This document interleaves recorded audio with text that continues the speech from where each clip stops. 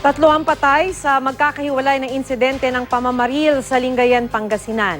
Kasama na rito ang isang delivery man na pinatay ng isa umanong hired killer.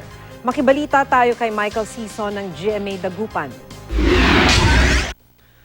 Patay ang 38 anyo sa delivery man na si Joey Viloria matapos pagbabarilin ng isang umano'y hired killer sa barangay Sabangan, Lingayen, Pangasinan. Wala namang kaaway ang asawa ko, mami. Napakabait yung asawa ko, walang kaaway, kaya hindi ko po inaasahan talaga. Naaresto ng pulisya si Creo Linggol matapos siyang ituro ng isang saksi.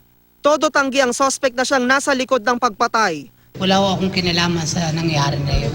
Sabi ng pulisya, posibleng may nagbayad kay Linggol para gawin ang krimen. Itong biktima at saka itong suspect, kasi magkabarangay din lang ito, wala naman silang personal na alitan, ma'am. Possible lang na may nag-uutos siguro sa kanya o nagbayad po sa kanya.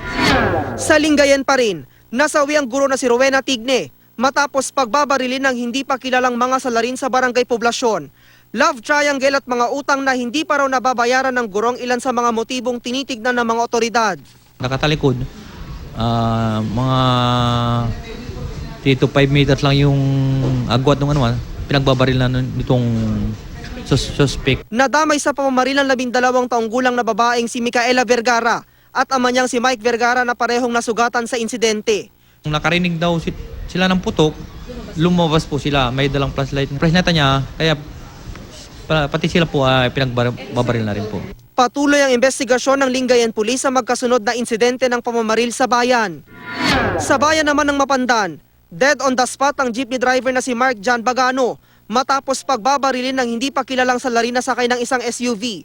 Pinagbabaril si Bagano habang namamasada sa barangay Nilumbot. Nagtamo ang biktima ng 3 tama ng bala sa ulo. Ayon sa pulisya, kasama sa drugs watch list si Bagano at sumuko na raw nitong Hulyo. Patuloy ang investigasyon ng pulisya ukol sa motibo sa pamamaril.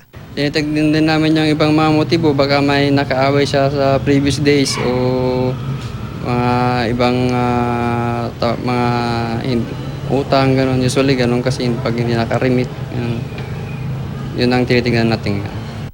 Michael Sison, Nagbabalita, Pilipinas.